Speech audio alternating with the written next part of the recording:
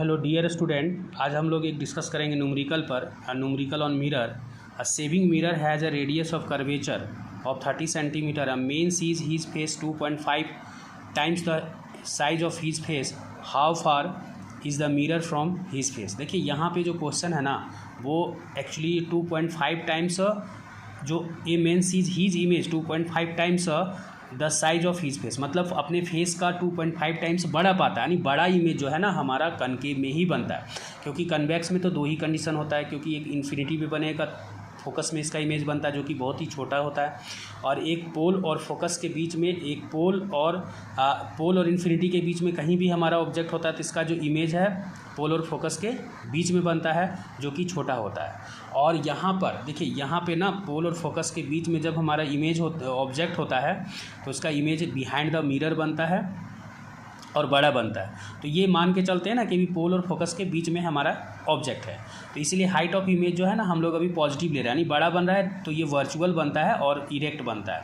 तो अभी हम लोग मान के चलते हैं कि हमारा ऑब्जेक्ट पोल और फोकस के बीच में है, जो कि इसका इमेज बड़ा बन रहा है, और बड़ा बन रहा है इसलिए प्लस में ले रहे हैं और वर्चुअल हो रहा है, तो ये हम लोग प्लस में ही लेंगे। इस साइड जो भी चीज़ें होती है वो प्लस में होती है, नीचे हमारा जो भी होता है वो माइनस में होता है, क्योंकि एक केस में तो हमारा सेंटर ऑफ फोकस के बीच में अगर ये ऑब्जेक्ट होता है तो behind the centre of curvature बनता है जो रियल और इन्वर्टेड बनता है, तभी हम लोग मान के चल रहे हैं पोल और फोकस के बीच में हमारा ऑब्जेक्ट है और बड़ा बन रहा है, तो ये हम लोग कंडीशन मान के चलते हैं। हाइट ऑफ ऑब्जेक्ट हम लोग एक्स मान रहे हैं, तो height of image 2.5 times x हो गया, जो कि यहाँ पे लिखा हुआ है कि a man sees his face image 2.5 times the size of his face. तो हम लोग बड़ा अभी मान के चलते हैं कि ऑब्जेक्ट हमारा पोल और फोकस के बीच में है और उसका इमेज 2.5 टाइम्स बड़ा बन रहा है। अब देखिए रेडियस ऑफ कर्वेचर यहाँ लिखा हुआ है, रेडियस ऑफ कर्वेचर 30 सेंटीमीटर। तो इधर इसका कनकेव में ना फोकस हम लोग नेगेटिव में लेते हैं, क्योंकि इधर साइड जो भी होते हैं नेगेटिव होता है, इधर जो भी चीज़ें होती हैं पॉजिटिव होता है। तो रेडियस ऑफ कर्वेचर हम लोग नेगेटिव ले रहे हैं 30 सेंटीमीटर। फोकस हमारा क्या हो गया -30/2 यानी 15 सेंटीमीटर। अब हम लोग ना इसका फार्मूला मैग्नीफिकेशन का यूज़ करेंगे, -v/u इक्वल टू hi/ho। तो -v/u equal to height of object क्या है हमारा 2.5x, और हाइट ऑफ ऑब्जेक्ट क्या है, हाइट ऑफ इमेज 2.5x है, और हाइट ऑफ ऑब्जेक्ट हमारा x कैंसिल हो गया, तो -v देखिए क्रॉस मल्टीपल करेंगे 1 से, तो -v इक्वल टू 2.5u हो जाएगा। तो v का जो वैल्यू है 2.5u हो गया।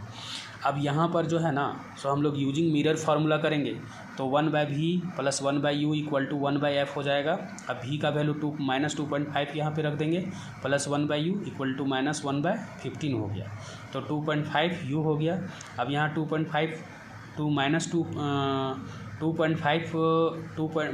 -2.5u है, तो यहाँ पर -1 हमारा हो जाएगा, क्योंकि इसको जो ये माइनस है ना हमारा ऊपर चला जाएगा, क्योंकि -1 ऊपर चल गया, और तो कुछ इसमें हम लोग को करना नहीं है। ऐसे भी 2.5 को -1 से ही मल्टीपल करने पर प्लस 2.5 आएगा, तो यहाँ -1 हो गया, और u को सिर्फ 2.5 से मल्टीपल करते हैं तो ये 2.5u आ जाता है, इसलिए यहाँ 2.5u हम लोग मल्टीपल करके यहाँ ले आए, तो ये एलसीएम हम लोग का एलसीएम के अकॉर्डिंग ये डिजिट आएगा।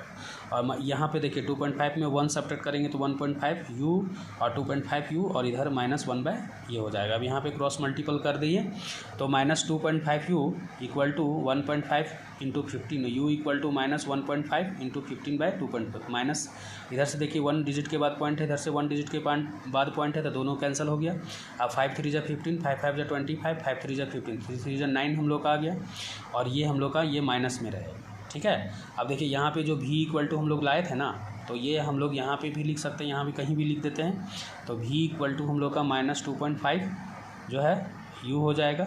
और ये देखिए u का जो वैल्यू है ना एक तरह से आ चुका है, हम लोग को यही पूछा था, यही क्वेश्चन में हम लोग का जो सॉल्यूशन है वो हम लोग से पूछ रहा था कि देखिए यहाँ पे question how face is the mirror from his face, मतलब मिरर से कितना दूरी पे है हम लोग का फेस। तो देखिए -9 सेंटीमीटर आ गया, और -9 सेंटीमीटर आने के बाद हम लोग का ऑब्जेक्ट डिस्टेंस माइनस में आ रहा है, तो एकदम मेरा जो एजम्पशन था वो सही था, तभी तो u का, क्योंकि u हमेशा नेगेटिव होता है, हम लोग हमेशा फ्रंट ऑफ द मिरर रखते हैं और इधर जो भी चीज़ें होती हैं माइनस में होती है, यानी u का वैल्यू नेगेटिव आने का मतलब ही हमारा एजम्पशन बिल्कुल सही है, यानी ये ऑब्जेक्ट पोल और फोकस के बीच में है। देखिए ऐसे भी फोकल लेंथ हमारा -15 है, और ये जो ऑब्जेक्ट डिस्टेंस हमारा -9 आ रहा है, दैट मीन्स हमारा ऑब्जेक्ट जो है पोल और फोकस के ही बीच में है, जिसका इमेज हमारा बिहाइंड द मिरर आता है। अब हम लोग फॉर्मेलिटी के लिए भी चूँकि नहीं पूछा है, बट हम लोग निकाल लेते हैं, अब चूँकि प्लस में ही आएगा, चूँकि इधर चूँकि इमेज बन रहा है तो हमारा ऑटोमेटिक देखिए यहाँ प्लस में आ जाएगा, तो ये -2.5 हो गया और u का जो वैल्यू है वो हम लोग का -9 आ रहा है,